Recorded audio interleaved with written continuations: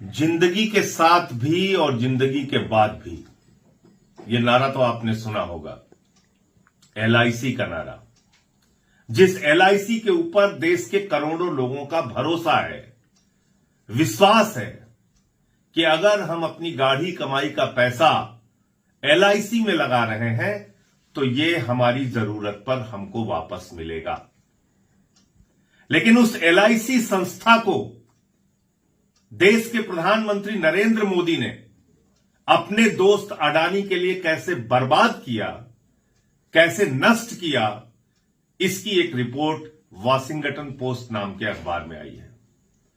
आप कह सकते हैं अमेरिका का अखबार है, लेकिन सवाल यह है कि हिंदुस्तान के अखबार तो मोदी जी के दोस्त के बारे में कुछ लिखते नहीं, हिंदुस्तान के टीवी चैनल मोदी जी के दोस्त के बारे में कुछ दिखाते नहीं। तो कहीं भी अगर खबर छप रही है तो उस खबर की सत्यता क्या है, यह जरूरी है।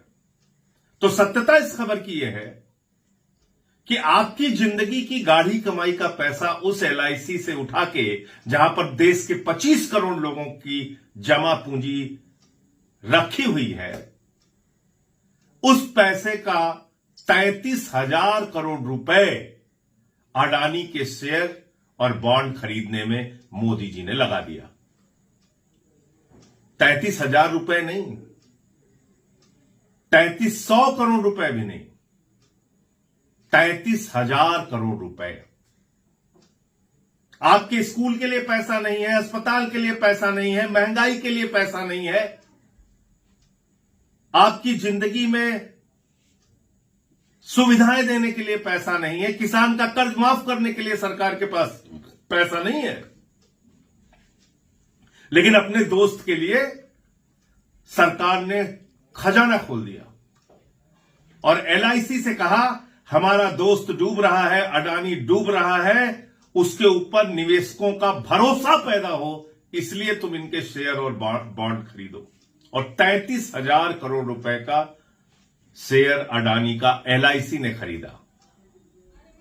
अब आपका भविष्य जिंदगी के साथ और जिंदगी के बाद भी नारा देने वाली एलआईसी से नहीं जुड़ा है, अडानी से जुड़ा है। अडानी डूबेगा, आपका पैसा डूबेगा। अडानी का जब ये रेत का महल गिरेगा तो उसमें देश के करोड़ों निवेशकों का भी पैसा डूबेगा। सवाल तो बनता है, आवाज उठानी पड़ेगी। क्या अपने एक दोस्त के लिए